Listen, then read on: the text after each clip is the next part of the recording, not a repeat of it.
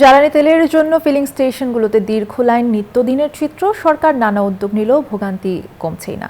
এ বিষয়ে আরো খবর জানাতে আমাদের সাথে যুক্ত হচ্ছেন সহকর্মীরা। শুরুতেই চট্টগ্রাম থেকে যুক্ত হবেন নয়ন বড়ুয়া।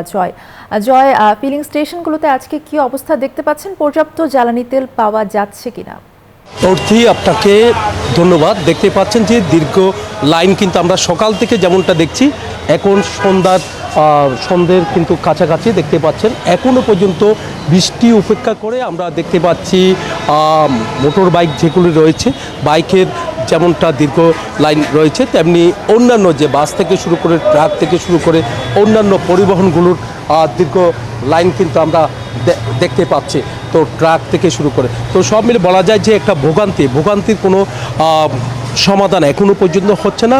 পাম্পে আসলে তেল কিন্তু তারা পাচ্ছে, পর্যাপ্ত তেল না পেলেও কিন্তু 3 লিটার 4 লিটার 5 লিটার করে যে পাম্পে যায় সেই পাম্পে কিন্তু তারা পাচ্ছে বলে আমাদেরকে জানিয়েছেন। আমরা দেখেছি কোনো পাম্পে তেল দিচ্ছে না, কিন্তু সঠিক সময় না দিলেও কিছুক্ষণ পর কিন্তু দেওয়া হচ্ছে। কিন্তু সংকট বলে কিন্তু দীর্ঘ লাইন বলে আমরা দেখি যে গতকাল রাত থেকেও কিন্তু অনেকজন অপেক্ষা করছে তেলের জন্য।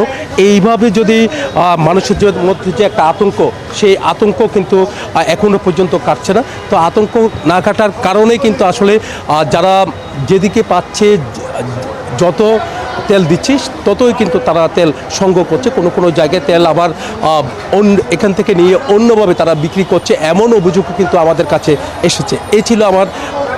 এই ছিল আমার এখানকার সর্বশেষ। আমরা ফিরে যাব, আমার সহকর্মী অপেক্ষা করছেন মেহেরপুরে, সেখানে রয়েছেন ডালিমের কাছে যাচ্ছি আমরা।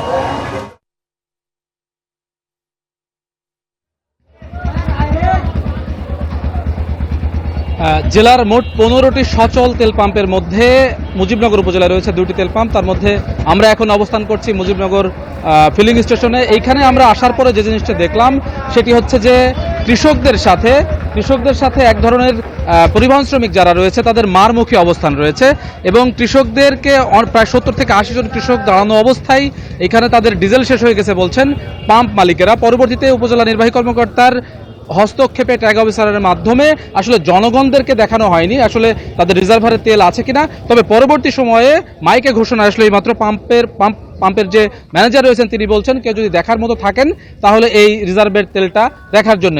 তবে উপজেলা প্রশাসন থেকে এরকম বলা হয়েছে যে একটা সীমাবদ্ধ একটা তেল ওদের রিজার্ভ রাখবে, এমনটি বলে জানাচ্ছেন। তবে পরিবহন শ্রমিকদের মধ্যে যেটি আসছে যে একটি ট্রাকে তাদের 200 থেকে 250 লিটার তেল চলে যাচ্ছে।